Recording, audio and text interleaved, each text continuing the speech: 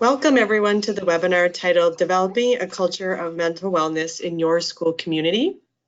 My name is Trisha Zachariah and I'm the Director of Programs and Education at PHE Canada. Teach Resiliency is a program of PHE Canada and I support with the development and implementation. Today I'll be introducing our presenters as well as supporting the delivery of the webinar.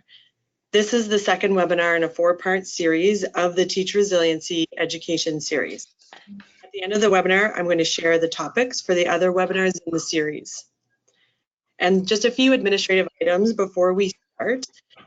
Just so everyone knows, as participants, you will be muted during the presentation or throughout the webinar. I'm going to do my very best to watch out for any logistical questions that might come up in the chat box throughout the webinar. And finally, if you do have a question for one of the presenters, I just ask that you type it into that question box, or there should be that little question area that you might see on your screen. I'll monitor that question box, and at the end, when there's a question and answer period, I can ask those questions.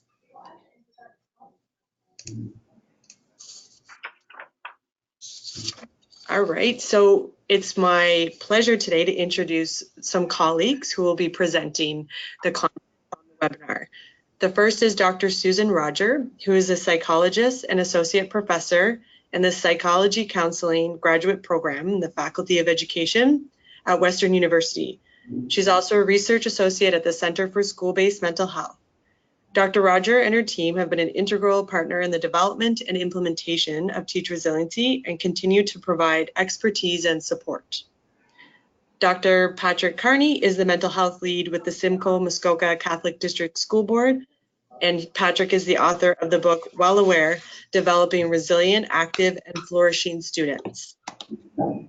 Patricia Mara Stapleton is the mental health lead with the York Region District School Board. As a certified psychological associate, she has many years of experience in both Canada and the US in children's mental health, school psychology, community mental health, and juvenile justice. As you can see, our guests on the webinar today are located in Ontario, but the subject matter they will present can be applied in any province and/or territory across the country, as well as internationally. So our agenda for the webinar today, we'll start with some common behaviors indicating a mental health program, and then we'll move into a model for well-being. Then we'll talk a little bit about resilience through a culturally and socially responsive approach. We'll talk about inclusive design, talk through some tools and practices with promise, and then finally we'll have the question and answer period.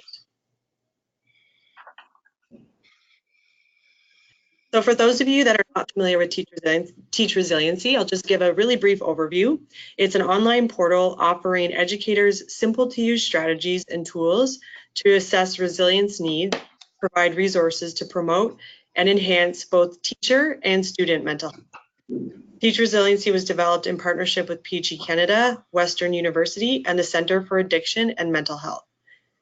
Teach Resiliency is designed to develop, enhance, and support teacher competencies, enhance mental health literacy for teachers, offer effective and practical strategies to support child and youth resiliency and mental health, offer effective and practical strategies to support teacher resiliency and wellness. And what you see on the screen are the 4 themes of the resources that are available on the site. You can see healthy spaces, promoting belonging, building resilience, and mental health literacy. Currently, there are over 175 English resources and 45 French resources available on the site, from podcasts to tip sheets to programs and much more. Resources are developed by our team of educators, mental health professionals, and health and education leaders. They're curated according to guidelines that include if they're free or low of cost, evidence-based or practice, available to teachers, and high quality. And we're continuously adding new resources and you can see every once in a while there'll be new resources provided to teachers and administrators. All right, so now I'm going to pass it over to Susan Roger, and she's going to talk through some of the problematic signs of mental health problem. Thanks a lot, Tricia, and it's wonderful to be here with you all. I think it's really important to just set the stage by saying that, of course, we don't know many times what our students are coming through the door with, what they bring to school with them. And teachers know their students really, really well once we're a few weeks or a few months in, not always knowing them really well at the beginning of the year, right? But just imagining that you've known your students for a bit, you've gotten to know each other, and you're getting that gut feeling that something might just be a little bit off. And these are some of the signs that we all look for to tell us that something's just not going quite right. Whether it's difficulty with the situation at home, there's some big changes, some big transitions, or whether a mental health problem is rearing its head, you'll see changes in children's behavior. And here's a list of some of them, including lower academic achievement, very often connected to more absences from school and less ability to get work in on time, right? So we're not talking about a reduction in their ability, but their reduction in their ability to be present. We see big changes socially. We can see changes in terms of how they interact with the world, with the people around them, where they change something that was previously a preferred activity or that they were excited about, no longer is that. So when we try to engage them in conversation, it's not something that we're really getting much feedback on. We see some students will increase their risk-taking behavior, and sometimes we see them experiencing very different physical symptoms, because especially, in our stomach, in our bowel area, that's where we have so many nerve endings. There's the second only to the number of nerve endings you will have in your spine and your cranium. So if something is going wrong, very often we'll see students experiencing stomach and bowel problems. That's where they're going to feel it. I think what the important thing is, everybody will experience worry and stress on a short-term basis. That's a normal thing, and we expect that, and we try to help children and youth and ourselves be resilient against that. But they become problematic when, and maybe Tricia, if you could send us to the next slide. They become problematic when they're intense, when they persist over a long period of time and there doesn't seem to be any let up. We're not seeing any bounce back at all to what we know they've been like previously. If they're inappropriate with the child's age, and particularly if you're picking up on any of these problem behaviors that are interfering with a child's life, that's really what we look at. That tips the scale from this is a difficult time in their life to this is really something we need to pay attention to and bring some support around. And I think that's, it's one of the things that we try to do with the Teach Resiliency site, with this set of resources that we've developed. If we can have the next slide, Tricia, thanks very much.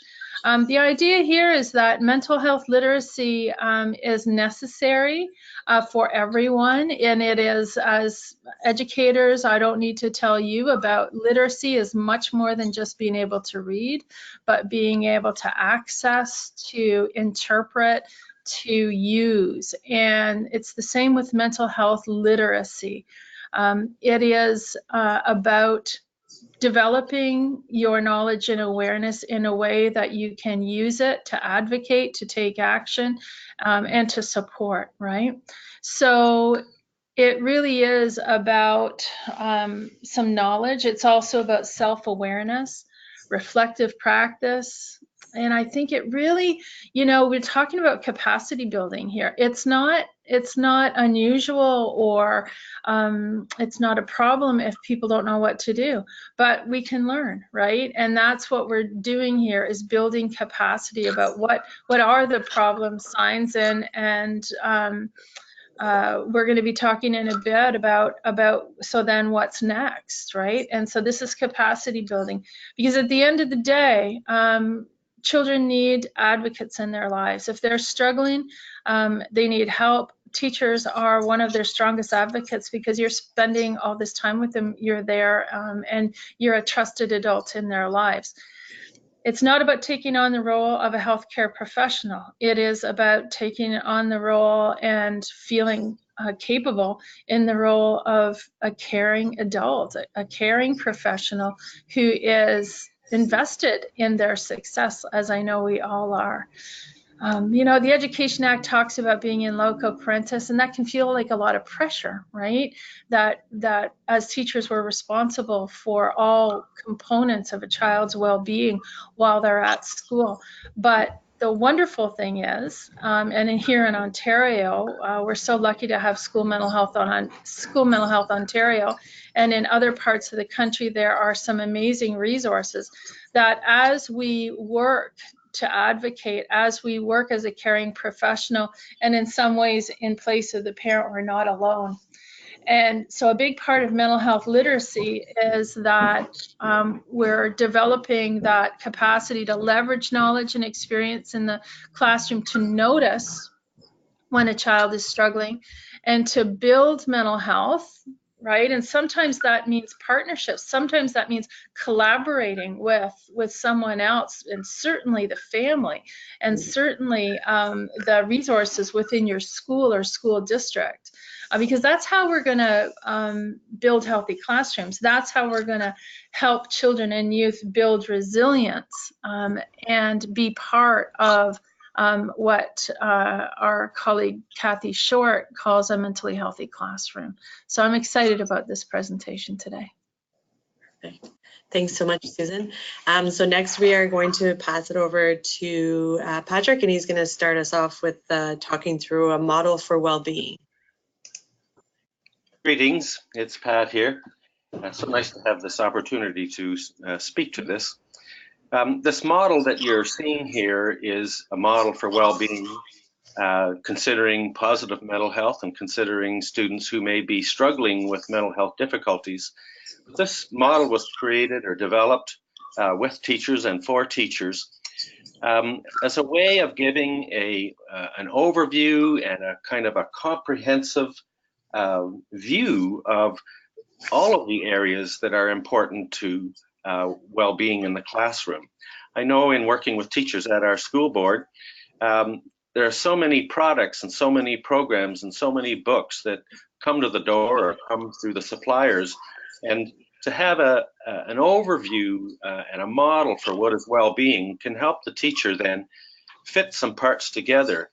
Certainly in doing this work as a mental health lead for about 7 years, our schools and our board have more and more been able to refine kind of one approach to what we're doing, make it systematic, and that's a real culture then of well-being rather than everybody doing different things.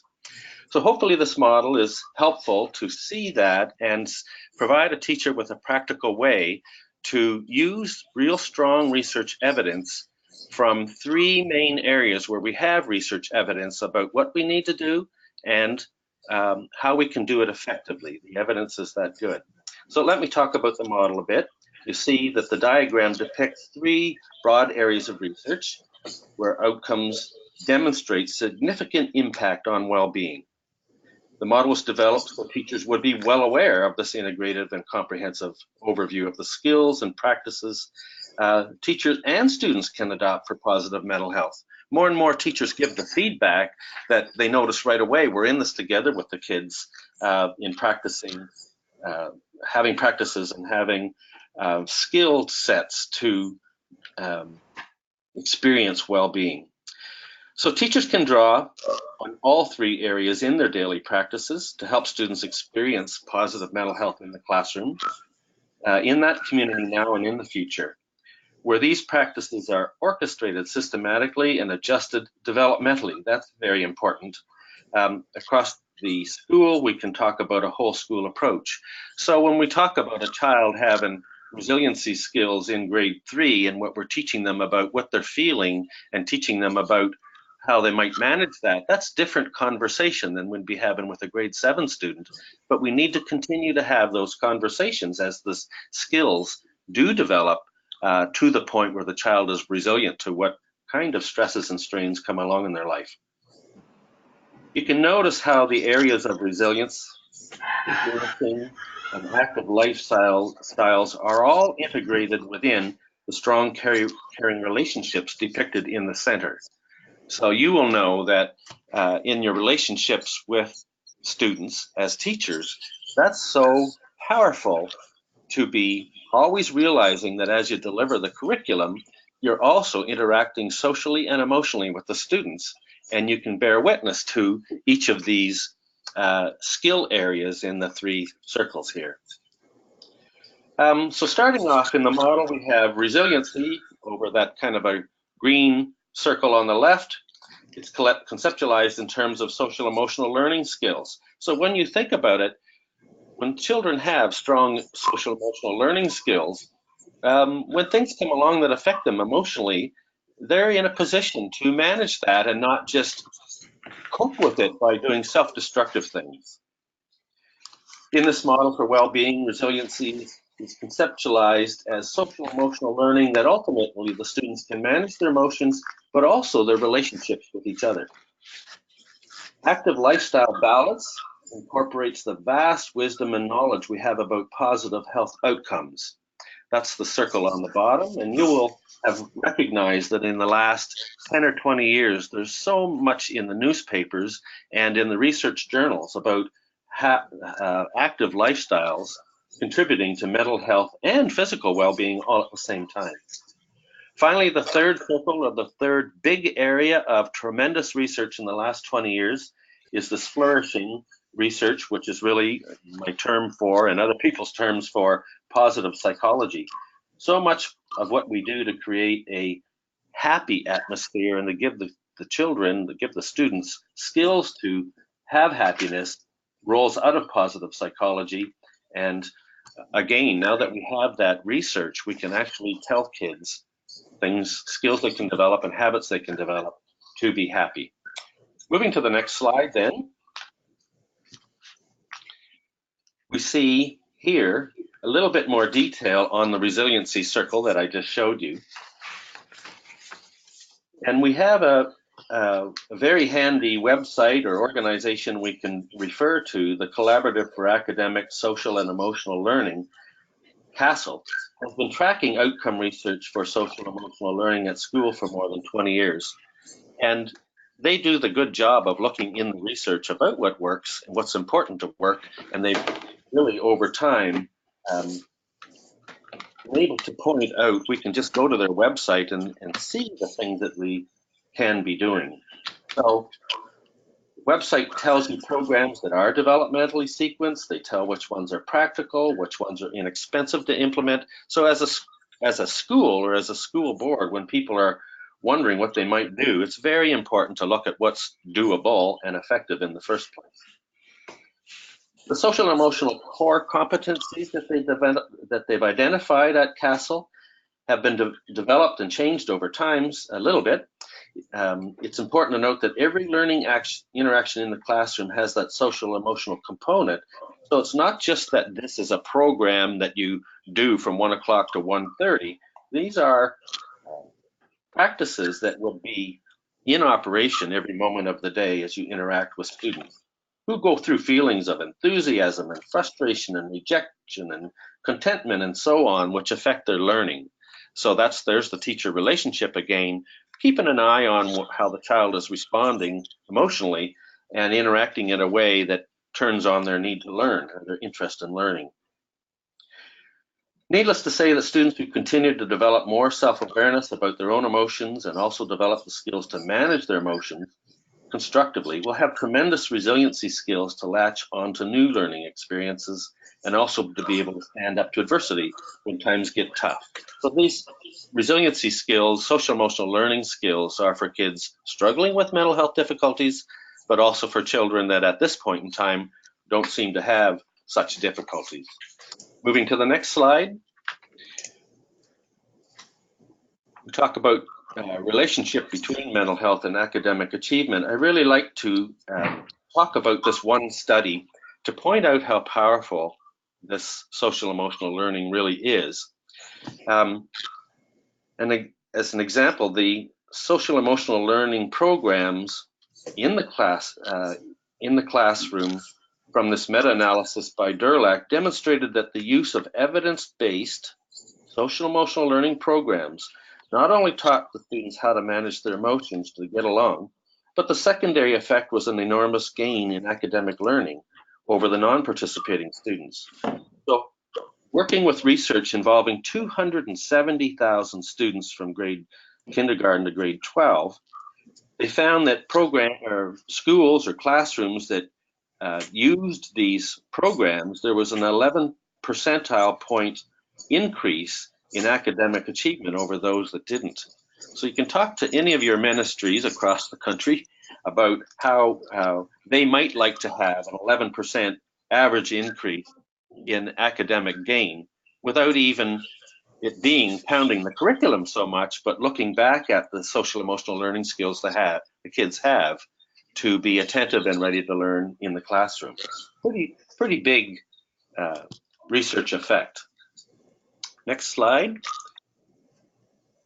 So I've been talking about social emotional learning skills as one great area of research that's there ready for us to apply, and teachers can look at what they're doing in the classrooms to teach these skills and move them along. That's one big part of well-being.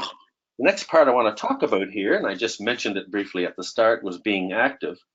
And I had the great experience a few years back where a student that was interning in our department wanted to put a research paper into the Canadian Psychology Association about physical activity. So the first thing we did was do a research review. And the results of this research review blew my socks off.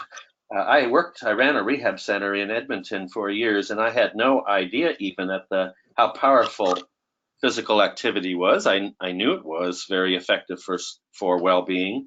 But what we found in our research review was that both anaerobic and aerobic activities, so aerobic being resistive activities that you do continuously, anaerobic is more of a stop and go activity. But anyway, these activities have been found to improve mood, sleep, anxiety sensitivity, stress level, anger, attention, self-confidence, social skills, cognitive functioning, anxiety and stress management, and overall physical and cardiovascular health, both in clinical and non-clinical populations.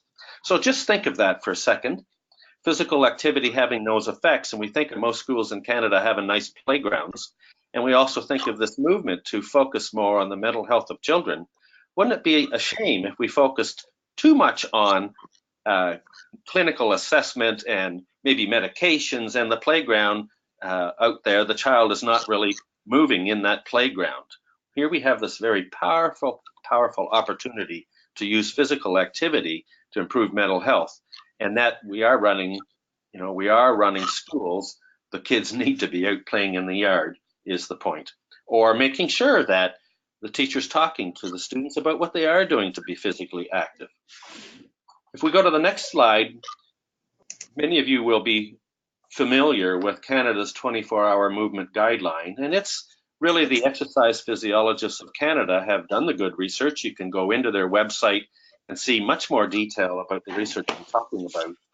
But the summer before last, the exercise physiologists decided that they need not be limiting themselves about talking about exercise and how many hours a day of that. They really had to talk about the 24-hour day. And considering the activities of moderate to intensive physical activity to movement activity, which they depict in the 4 as a step, and activity of sleep and sit, because these 4 work together. You can see that sleep is the tallest category here, as we need to spend more time sleeping in a day than any of the other 3 categories. Sit is the smallest category. We need to minimize our time at this activity and take stretch breaks from sitting. Many of you will have heard the saying now that sitting is the new smoking in terms of our health concerns. Students and adults also need to spend some time daily in these moderate to intense activities, and this activity, this category, is depicted with the word sweat by the exercise physiologists. And you see sweat as a category. We should be doing more time with moderate activity than we are in the sitting one. And finally, you can see the step in orange. We need to do more stepping than sitting each day. So in our current culture, many of us need to do less sitting and more exercising and sleeping. And of course, in a culture that's becoming more connected and more time with recreational screen time, sitting is often part of that and is kind of the enemy of the other three categories. Going to the next slide, just a quick snap look at a summary of the 24-hour movement guidelines for children and youth. You can see that children, by and large, our students need to be having these physical activity 60 minutes a day. Stepping, several hours of that. Sleeping, it's 9 to 11 hours for children between 5 and 13, and 8 and 10 hours between 14 and 17. When I do intellectual and achievement assessments now, psychological assessments of students in our system from time to time, one of my first questions for the student and then also for the parent is how much recreational screen time is this child involved in after school, and how much sleep are they getting? It's just so very, very important to learning and very, very important to mental health.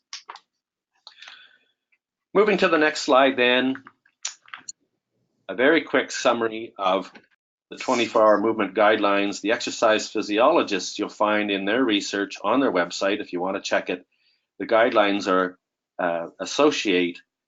following the guidelines, is associated with better body composition, cardiorespiratory and musculoskeletal fitness, academic achievement and cognition, emotional regulation, pro-social behaviors, positive behaviors with other kids and adults.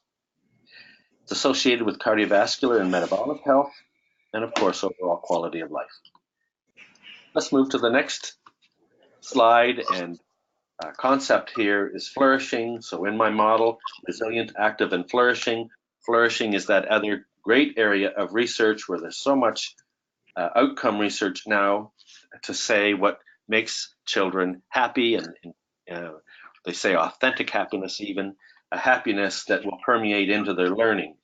And I now say in our system to teachers, and teachers are actually saying this to the students, that you don't have to wonder if you're going to have a happy life. You don't have to limit yourself to that, but you can also know what you need to do to have a happy life. And I have the pleasure of visiting some classes where this is part of the instruction, and children can tell me what they're doing in each of these categories to have the happy life now. Nobody told me this stuff when I was in grade 7, but anyway, I have grade 7 students that can rhyme off what they're doing.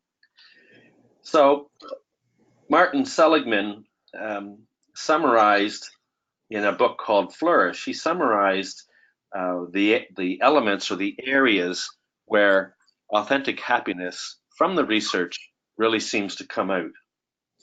These 5 elements, he uses the acronym PERMA, P-E-R-M-A, you can remind yourself what they are, and students can learn the acronym themselves. So the P is talking about positive emotion. It's having fun and enjoyment, I say, on a daily and weekly basis. Can a student tell you, yeah, this is what I look forward to, this in my life, I have this fun and enjoyment on a regular basis? If so, they've got an element of happiness in their life, and that's a sizable one that is there independent of the other 4 categories, but can work with them. It contributes independently, but of course adds to what may come from the other 4. E is for engagement, and what that does not just mean engagement with other people in a random way. It's an engagement where the child is passionately absorbed or in the flow. That could be playing a sport, it could be listening to music, it could be playing an instrument. The thing is, you would talk to a child about something that they love to do, and they get really absorbed in it to the point where they lose track of time. And do they get to do this on a regular basis? So that's something that predicts great well-being, great happiness. Another one, of course, is positive relationships. And students don't have those. It's at their peril. When they do have positive relationships, of course, it means everything to them. Meaning and purpose. A child can have great meaning just being a member of a family and the family counting on them to chip in and help with what needs to be done, what my wife calls the domestic drudgery of household. But anyway, it can be meaning and purpose can come from their cultural involvement and their sense of belonging to the culture, as well as spirituality. The fifth category here, the A in PERMA, is accomplishment, and we say accomplishment is all about competence. So you can say to a child, you know, what are you good at? What are you feeling a sense of competence? The interesting thing about these categories, when research is done in high schools, you can, in the States, the research has been done and shown that about 20% of kids don't have much going in any of the 5 categories. And so there you go with the importance of having flourishing as one of the things that we really look after, we need to look after in the classroom, and teachers to know that's important, just like resiliency, social emotional learning, physical activity, and here we have the PERMA acronym to help think through happiness practices. We can go to the next slide. And I've come back to my circle again, my 3 circles that overlap with strong, caring relationships. So I hope that the audience can think about these categories and think about their practices right now, and are they doing things to very, very specifically teach students to know what they're feeling? I mean, any literature that a teacher might be using in the classroom, any novels, it's all about people expressing their emotions, and to stop and focus on that during the day and have other kids say to other children, do you ever have that feeling yourself? So this is the built into the day-by-day flow of the classroom. Social emotional learning skills can come out that way. Often teachers start their day with having the kids in a circle, or maybe once a week. And in the circle, they share where they're at, share what they're feeling right now. And if they go around the circle a few times, expressing themselves, and every child gets to say a few things about how they're feeling, over time that creates a very much a classroom climate, and the children feel safe and they have an opportunity to express their emotions. Children can only feel as safe as they can represent and express themselves emotionally with their peers. So the strong caring relationships, if we go to the next slide, then is central to the picture, and the caring adults, having relationships with caring adults. Of course, we're talking about the classroom here with teachers, but really caring adults, of course, in the child's life can include parents and relatives and faith-based people in their lives, coaches, other students, other people as well. And that is so important then for this well-being to be centered around very positive and strong caring relationships. So I'll stop there and pass it on to Patricia. Perfect. Thanks so much, Patrick. That's great. We're going to move on to some information shared by Patricia, starting with from framework to practice. We'll look a little bit more around inclusion and culturally and socially appropriate or responsive programming. So I'll advance the slide. Great, thanks Tricia, and it's a pleasure to be with everybody. I've been sitting here listening to Susan and Pat, now I'm standing up because you said sitting is the new smoking, so I don't want to be caught sitting down. So I thought we've been having a rich dialogue here about resilience and the frameworks that support children and youth and their resilience. So I'd like to expand on some of these ideas and bring into the conversation the concept of culturally and socially responsive practices, and how, as educators, when we do these things with intention and with focus, we can really promote child and youth mental health. So as a mental health lead here in Ontario, and the support of Dr. Kathy Short and School Mental Health Ontario, which is an implementation group that supports school boards out here in Ontario, I strive to leverage systems and paradigms to promote mental health and well-being for students. And we look at well-being in a tiered approach, as many of us do, with regards to teaching students of all different abilities, And when I think about tier 1, those kinds of strategies or practices that promote well-being for all students, they incorporate some really foundational things that are well aligned with the Teach Resilience framework and core tenets. So when we look at those common elements, those active ingredients for all students, we're looking at welcoming. We're looking at how do we welcome students environmentally and socially. How do we include students? How are we engaging them? And again, there's a lot of strong alignment with the bulk of the conversation. How do we understand our students? And understanding them as we do as educators, as Susan said earlier, you know, the first few weeks of school, we're trying to get to know one another, etc. And we need to make an intentional effort to go beyond the surface of understanding our students and take a look at who they are and what pieces of their own identity that they hold important and close to themselves. And lastly, partnering with the community, and Pat, you too, you spoke about partnering also with faith groups and cultural groups to round out the resilience acumen for our students and promoting well-being in ourselves. So when we focus on social and personal identities, then resilience is fostered exponentially.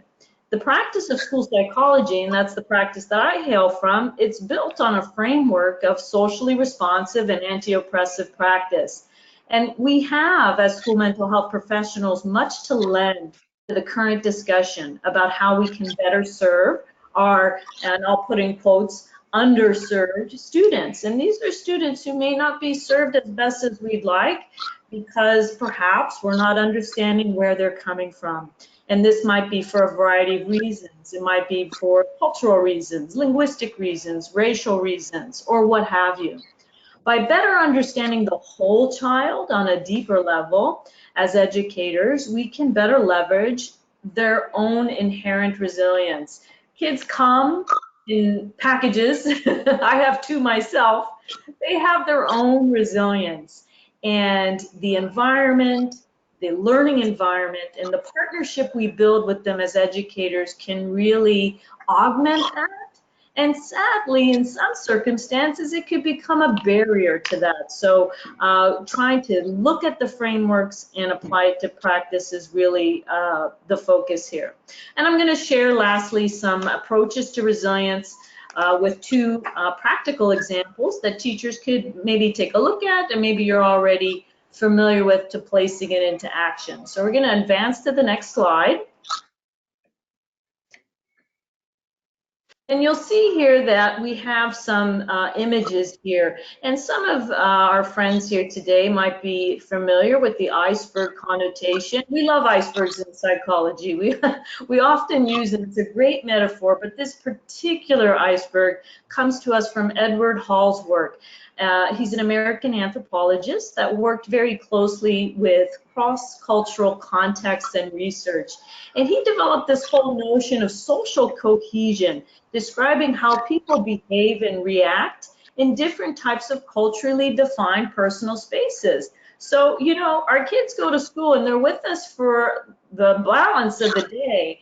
And when we think about environments, often our minds go to the physical environment and what does the physical environment look like or feel like.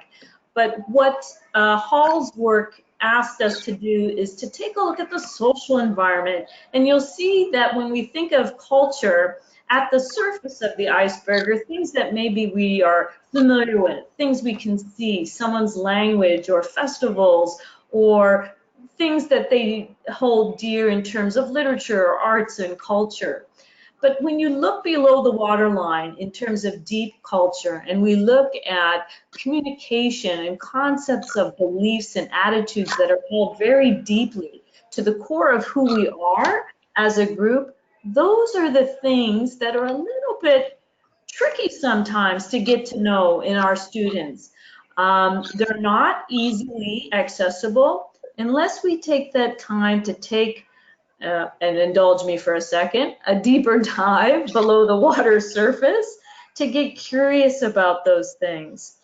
The other quote that I've added here, it comes to us from Zaretta Hammond. And Zaretta is an educator and author of Culturally Responsive Teaching in the Brain.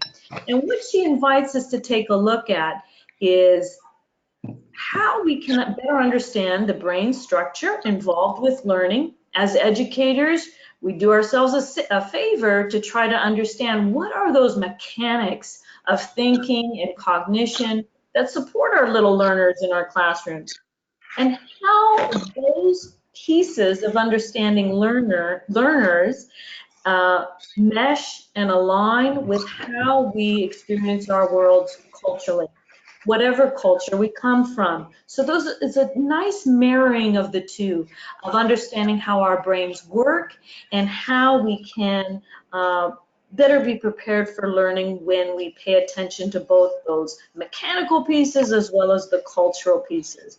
I mean, look, we're human beings, we're soft wired, we're not hardwired, we're soft wired social creatures. And when both of these constructs invite us to consider students' culture and how that's defined by them towards building resilience and mental health. So when we understand things like, for example, when our brain is under stress, so children in learning sometimes can feel a little anxious or nervous or what have you. And that stress can become a bit of an obstacle to learning. And if students come to school, for example, in an environment that maybe values them, creates space for their identity and who they are, maybe they can relax and be ready for learning.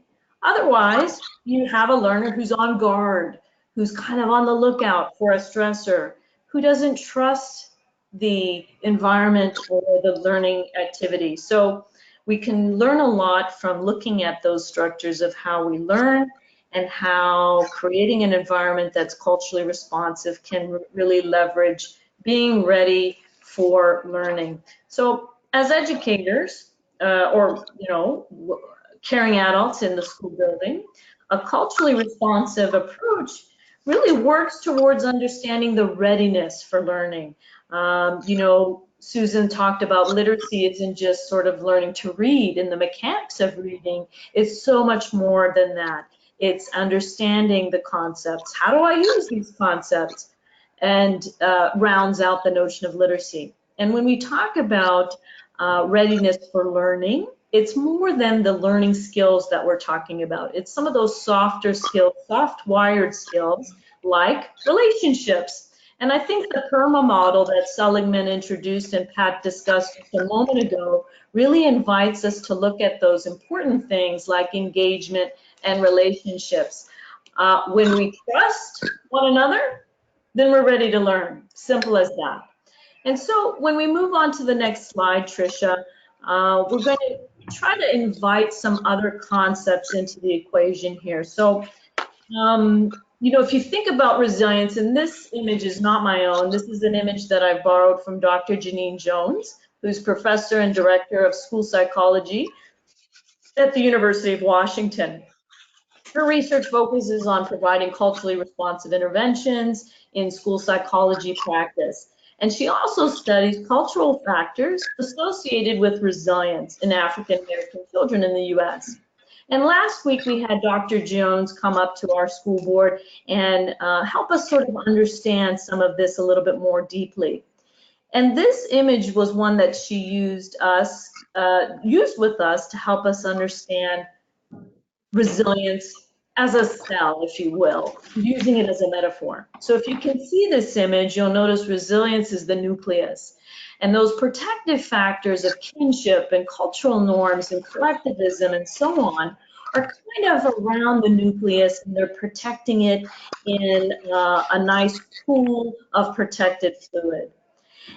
And when we try to look at how do we support all students with a particular focus on students who might be marginalized, we need to look on what are the things that might be placing resilience at risk. So at the side of the image, you might see a smaller circle, and that's kind of a metaphor for a pathogen, something that's attacking the cell, if you will. It's lucky we're having this conversation after lunch, at least in my time zone. So a pathogen that might be attacking the cell that has things like implicit bias or microaggressions that for some students can put resilience at risk. So we're trying to hold both together as we're trying to understand resilience, the protection factors and the risk factors. So the risk factors are not just intrinsic to the individual. There's a lot going on in the environment that could place resilience at risk as well. So to that end, if we move to the next slide, take a consideration of some of those social and personal identity factors as a foundation for mental health. So you see here on the screen, it says universal approaches do not yield universal outcomes. It seems pretty simple, right? But sometimes we can kind of forget that. We can kind of forget that our universal approaches don't necessarily yield universal outcomes, because we need to include cultural interventions and applications to all our students as well. So a great deal of supporting mental health in our schools is looked at through a tiered approach, and I mentioned that earlier. In Ontario, we follow the School Mental Health Ontario aligned and integrated model, and we take a look at some of those universal approaches as reference to good for all, right? They are things that are good for everybody. But what we try to do at our schools is look at these universal strategies and support them through a tailored approach, tailored to the student we have sitting in front of us. And that kind of brings us back to that whole understanding. So universal approaches can only bring us so far. We need to take a look at how do we apply these things in terms of the student we have in front of us. So if we move to the next slide, we kind of wonder, well, who's the student that we have in front of us? So some of you may be familiar with the social identity wheel that comes to us from the Relations and Spectrum Center in the University of Michigan. And it kind of helps us to break down, well, who are we? Who is each of us? What are the facets that comprise us?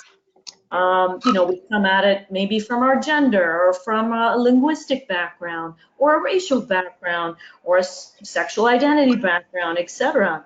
So, speaking personally, my mental health is well supported when those around me acknowledge where I'm coming from and what I'm about. And the same goes for our learners as well.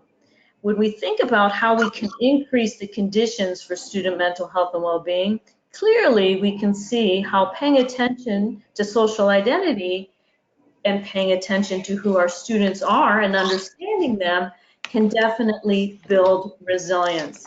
So I'm just noticing the time. I'm going to move us to the next slide here. And, sometimes we might think, well, we're being as inclusive as we can. We're creating spaces in our learning environment that are inclusive for the students and engaged students. And I think I like this quote by George Day. And George Day is an educator, and he has written a lot of works in terms of humanities and social sciences, and has also worked here in Toronto as well. And he reminds us that inclusion is not bringing people into what already exists. It's making a new space, a better space for everyone. So the elements of understanding our students from a cultural perspective or social perspective can really go a long way to supporting their resilience. So I'm going to go to the next slide and then quickly get into some of those tools of promise. So thinking around inclusive design and how can I support my school to adopting a more inclusive stance, for instance, I'm sharing with you some inclusive design thinking that comes to us from Dr. Camille Logan, and she's the superintendent here at YRDSB. And she's really challenging us to take a look at both of our processes and our approaches. not just the process, but the approach as well. And building a holistic way that supports our school-driven planning processes. So there's 6 threads that she's inviting us to think about. And some of these things follow our normal planning processes, like building leadership and capacity and designing an instructional program through an inclusive design lens. But take a look at the environment as the third teacher. There's some new thinking there. The environment as the third teacher really helps us to understand that the learning happens not just person to person and group of person to group of person, but the environment that we create can go a long way to being an enhancer or a detractor to our students' mental health and well-being. So if we think about some practices, moving on to the next slide, if you look at some practices that might be promising and some tools that you might want to take a look at a little bit further, I have 2 that I'd like to share with you today in the time that we have. And one is Stress Lessons, Tools for Resiliency, a resource for grades 9 through 12. That comes to us from the Psychology Foundation of Canada. And we partnered with the Psychology Foundation of Canada here at our school board to help share these practices and tools to build resilience with our high school teachers. And a great many of our teachers have adopted the practice and the tools. There's a 6-step lesson plan that goes with the resource, and they're easily applied in the classroom. Everyday mental health classroom practices comes to us from School Mental Health Ontario, formerly known as School Mental Health Assist, and you'll see the website there is located in the image on your screen. And those are free, evidence-based practices that support resilience and social-emotional learning in the classroom. And what's neat about them is they can be done by teachers in 15 minutes or less. So going on to the next screen, you will see some of the areas that are covered in the everyday mental health classroom practices. And by the way, I understand that later this school year, they'll be releasing the high school version. So the areas of focus: stress and management and coping, identifying and managing emotions, positive motivation skills, relationship skills, self-confidence and identity skills, and executive functioning. There's a myriad of activities in each category, and they're also broken down by grade level. So whether you're doing primary, classroom, junior, intermediate, etc. So moving on to the next slide, you'll see the areas around the Psychology Foundation of Canada's program, Stress Lessons, Tools for Resiliency, really about helping to be curriculum aligned, and there's a great effort to do that. And also the goal here was to create healthy learning environments for our kids where they understand stress, how to cope with it, and how they can sort of take stress in strides, so to speak, and build their own resilience as in the process of that. So I think that brings us to the last of the practices I wanted to share. I'm sort of looking at the time, Tricia, and I know that you wanted to have some time for questions as well. So I'll just leave it there and toss it back to you. Perfect. Thanks so much, Patricia. Thank you to all our speakers today. That was excellent. So if anyone does have questions, there is that questions kind of pane or box that you should see in the GoToWebinar interface that you would have on your screen. So we'd invite you to type those out, and I can ask them. We have a few minutes left. I think I'm going to start actually with a question for Patricia, or anyone can answer as well, but just going along the lines of the culturally responsive programming. You know, we know it's important for educators as well to examine, or for educators to examine their own biases in their instruction and their class. So do you have anything that you would normally say to educators or administrators when they are looking at kind of that cultural identity, or the, you know, the iceberg around looking at their own biases that exist? Yeah, I think you're right. The journey always starts with one step, and the first step is looking at ourselves and our own practices and approach first. We all have bias. Bias can be explicit or implicit. And just identifying that when we come to the table of learning with students, we too are learners. So to come with a stance of humility and curiosity and knowing, and I know this firsthand, we don't know everything and we don't know everything about everybody. So to be a curious learner on the journey with them is a great first step to approaching that whole concept around bias and creating a partnership towards learning. Perfect. Thank you. I just see a question coming in, so I'm just going to. So there is someone that's asking, are there resources or webinars that are available for parents? I'm not sure if maybe Susan, do you want to jump into that one? Well, I think that, certainly the resources that we have on Teach Resiliency are open to anybody, and I think many of them would be relevant to parents. I would encourage any parent who wants to learn more about their children's mental health to visit depending on the part of the country you live in, the Children's Mental Health organization for your province. So in Ontario, we have Children's Mental Health Ontario. We have the Centers for Excellence for Children's Mental Health. In BC, they have the Kelty Center. There's lots of wonderful organizations that have many resources for parents there. So ask around and find out what the resources are in your community.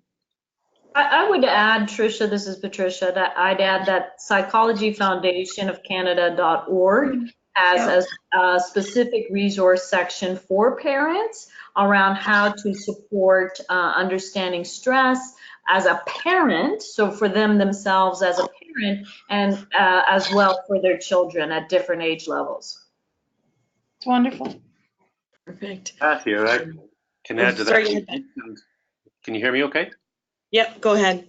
Just we've mentioned the Resource School Mental Health Ontario repeatedly, and this year there's a focus on developing resources for parents, and so stay tuned with that one as well. Okay. Thank you. I think we have time for about one more. There is another question that came in asking about if there's anything that you can share about specific challenges or anything that is more specific to girls in terms of mental health. It's Susan here, and I'll certainly be interested in what Patricia and Pat have to say.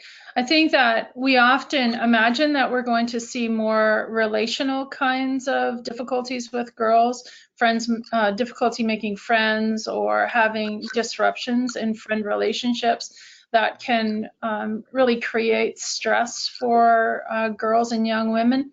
I'm not sure that that's confined to just girls. I think we see it more often because we're tuned in to seeing it more often, but that can certainly be a place of concern is the social aspect. I can add to that, Susan. Sure. Certainly the tendency is for, has been over time and maybe is changing over time, but boys, when they're having mental health challenges, tend to have more externalizing behavior than girls. More internalizing. So sometimes girls fall under the radar by being quiet, even though they have attention deficit difficulties or mood difficulties. So it needs a little more surveillance and conversation from the teacher to just checking and are you okay and how are things going? Have that relationship where if there is a difficulty, the child feels free to express that. Yeah, I think that's awesome. And the other thing that comes to mind is what we're starting to learn about anxiety and depression among young girls between the ages of 12 and 16 and the implications of overusage of social media.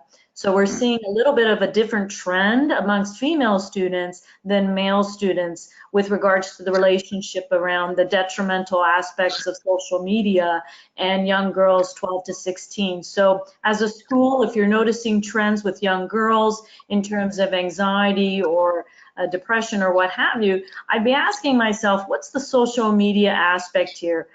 What's the implication? What role does it play? How can we help our young women understand the positive aspects of social media and the detrimental ones? Perfect. And I'll jump on that one too, you don't mind. If you think about how all of us want to belong, but all of us want to matter as well. And so girls and boys, but research shows slightly more with girls, can become dependent on that social media and strive with many hours a day, striving to matter, to be recognized, at the expense of that belongingness and mattering from being involved in face-to-face social groups or social conversation or many practices available at a school. So those students need to be lured over to other activities that are not so computer dependent, if you want to put it. Perfect. Thank you so much. Just looking at our time here, we're coming to the end. So if there are questions that we have not gotten to yet, I'll be sure to follow up after with an answer, and we can connect you as needed, and give you some answers to those questions that you had. So just in closing, I want to thank everyone for joining us. As you can see, we do have a total of 4 webinars in this series. We have already completed the Share to Care Promising Mental Health Initiatives for your school. I did put the recording or the link to the recording there on your screen. If you wanted to listen to that one, you can just click on that or write that down and head there, and the recording of the webinar is there. The upcoming webinars that we have are on teacher wellness in September, and then followed by pre-service teachers resilience and stress management in October or November. And if you want more information or are not signed up to that and accessing the information about those webinars, the link you see at the bottom, phecanada.ca/user/register/free, will allow you to register as a supporter of PG Canada, and that way you get a monthly newsletter which informs you of the dates and the information around the webinars. And so on that note, I just want to one more time say thank you very much to our speakers that came and took some time out of their day to share some of their expertise with us.